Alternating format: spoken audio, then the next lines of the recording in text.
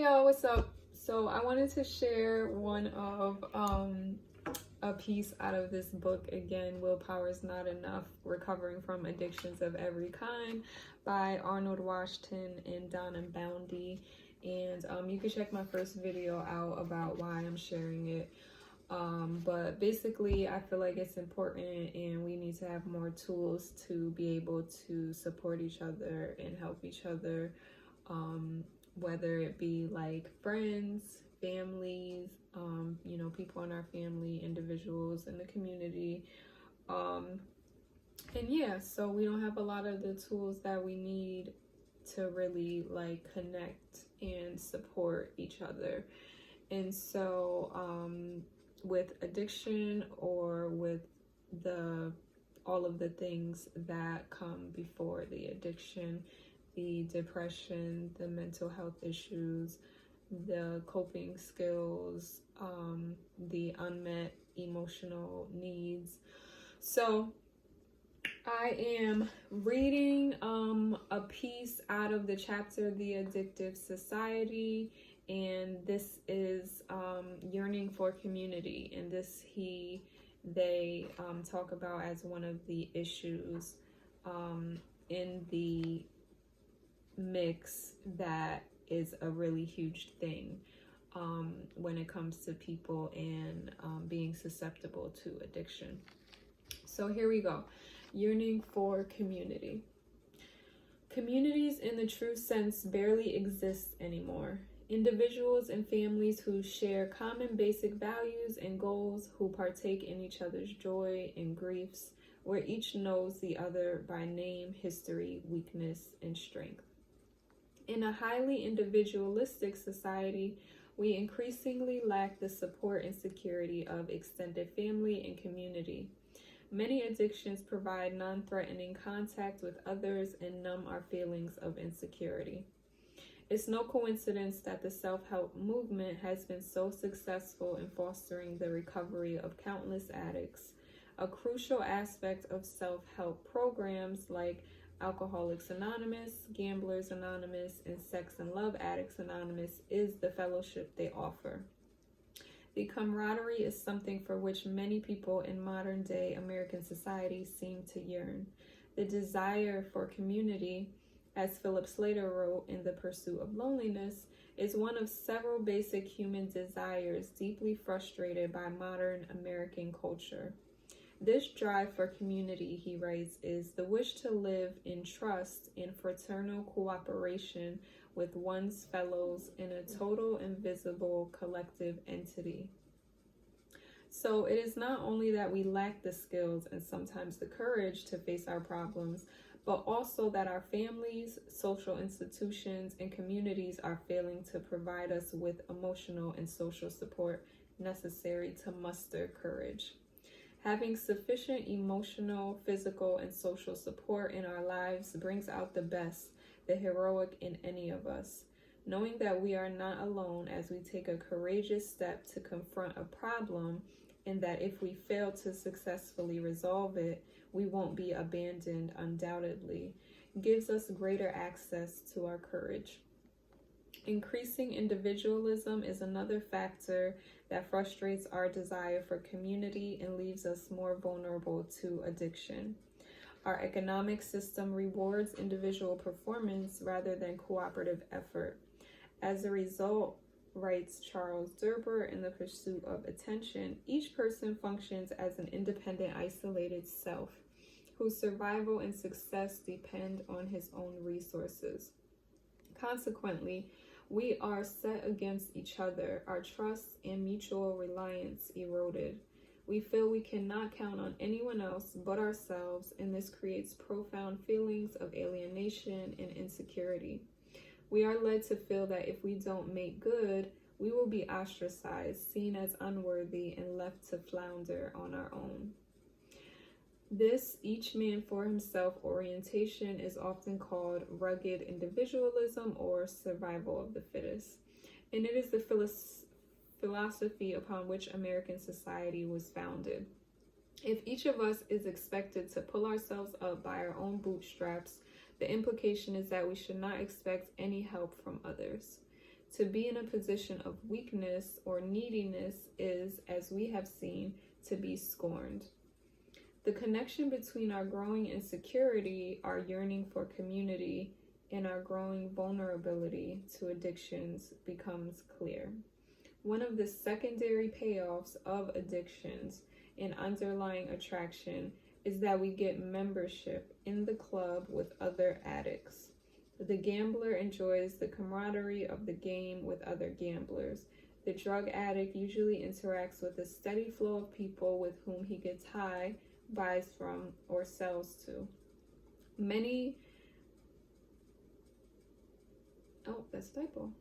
An alcoholic remembers enjoying in the beginning the sense of belonging she felt in the bar or at parties with other drinkers. For the workaholic, office relationships often provide community. Leon Wormser, writing about addiction, calls this a pseudo community, and notes that it is unable to fulfill the addict's needs for real community.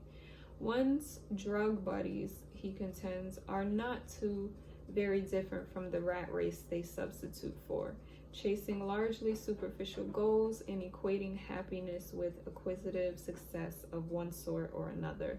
Whether your goal is acquiring goods or acquiring drugs, you are looking to something outside of yourself to make you whole. Within such a club, there is little sense of unconditional acceptance or trust. One's mask or image must be maintained.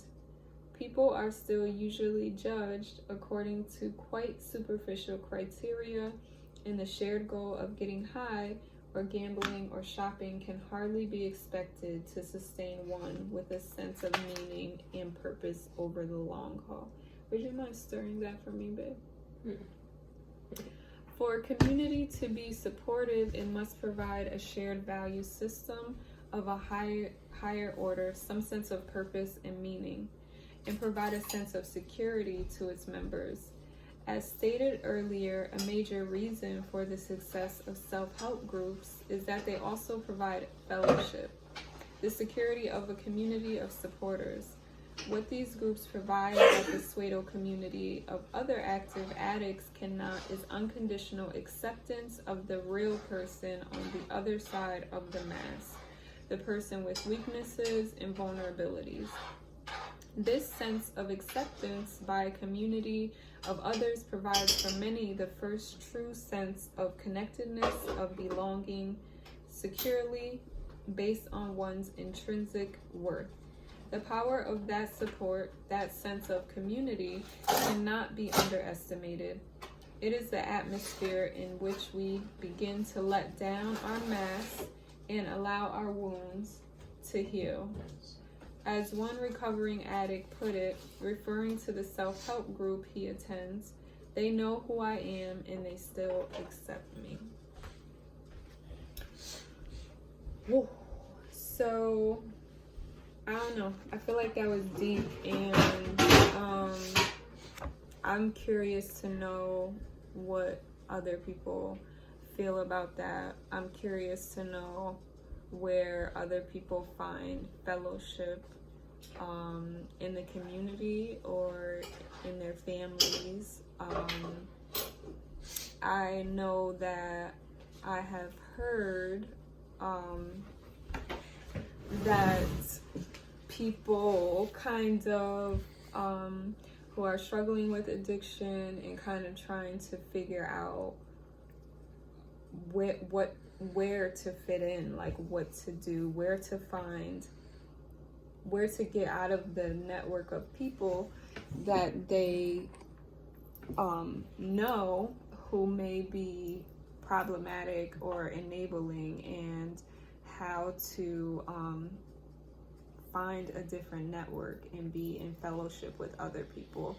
I feel like that's something, like a consistent thing that I hear a lot, that people are just really missing fellowship. And there's like this, especially this gap for people who are struggling, when they're struggling and kind of like want to make the step to make a change, that fear of being in a new circle and like, you know, being around people who accept you for who you are and know your weaknesses and vulnerabilities, like that's a really scary thing. But yeah, I'm curious to know about where other people find fellowship and what people feel like the access to that is, and you know, how do we make those spaces more accessible? What do you think? What came up for you in the reading? I'm asking Rachel. Hi friends, how y'all doing? Hope you guys are all safe and chilling, and I hope you ate something, because I'm mad hungry. I'm about to eat. But I think, well, my immediate thought was you know, vulnerability and comfortability. I know I wasn't always, you know, super comfortable about talking about personal things that happen in my life or in my family, because of fear of feeling judged or just looked at differently. And I think once I let go of that fear of feeling judged and focused, kind of channeled my energy towards healing and being better and being healthy, those things kind of disappeared, that fear of feeling judged. But that's a daily practice. It's not, you know, just wake up and be like, oh, I want to be healthy. I mean, some people do, and that's dope. That's a superpower. But it's a daily practice of, you know, kind of setting yourself up for wanting to be in a space where you're ready to be healthy and better, and feel better, you know. So it's all a practice, and it's all about finding what space feels good to you, because not everybody feels good in the same kind of space. So just kind of listening to yourself. Where do you find fellowship? I'm lucky enough to have it in my own home. Besides your home, besides me. Besides you, you're all I need, baby. No, for real though. Besides that, I look to certain family members, because not all family members get it. Child, y'all know what I'm talking about? You made me think of something else too, sorry. No. You said, like, he talks about this too, and maybe I'll probably read a passage on it, so I don't want to go into too depth. And I started this full. Yeah, and I don't want to keep you guys too long. But he thinking about, like, when we're trying to be vulnerable and share our truths, and the issue of not wanting to like out other people's problems or addiction, right? When we're like, we can be struggling with the, you know, a family member, a loved one, a friend, someone who is going through the addiction, and it could be part of like our struggle personally, but also when we're looking for that fellowship or seeking that new network of people to like be honest with and to trust, sometimes we can't even, or we feel like we can't even tell our truth because it may affect the other person. And that's something that's very real, that a lot of people go through, and especially a lot of kids, a lot of youth, a lot of children go through. They feel like they can't tell their truth because it might affect their parents' lives. Wait, last thing. Sorry, you made me think is something that's very important. I think that creative expression is another way I find fellowship too. You know, putting my pain into some sort of art and expressing it, not being afraid to like share that. And when I do, I find that there are people out there who have the same kind of feeling that I was expressing, and it leads to like conversation or like just like-mindedness. And it just, you know, once you find that kind of that pocket where you can be comfortable in expressing yourself, you know, it opens up like a lot of doors. When you're talking about youth, I'm gonna be real brief. You know, I work with a lot of kids who, you know, deal with a lot of trauma, and I have to be creative and figure out how to help them unlock that and deal with it. And a lot of it is through creativity, you know, whether it be reciting a poem or painting or whatever have you. You know, it makes them feel comfortable rather than just like having a one-on-one conversation, because sometimes it can be awkward, you know. So yeah, creative expression, I'm a big fan of that. That's dope. So you like create the fellowship through your expression and through your vulnerability to engage in the expression, or, you know, do the expression, and that opens doors for fellowship. That's a good point. Exactly right. Okay, that's all. Tell me what you guys think. Tell me, where do you find fellowship? What are the gaps that you see? How do we make fellowship more accessible?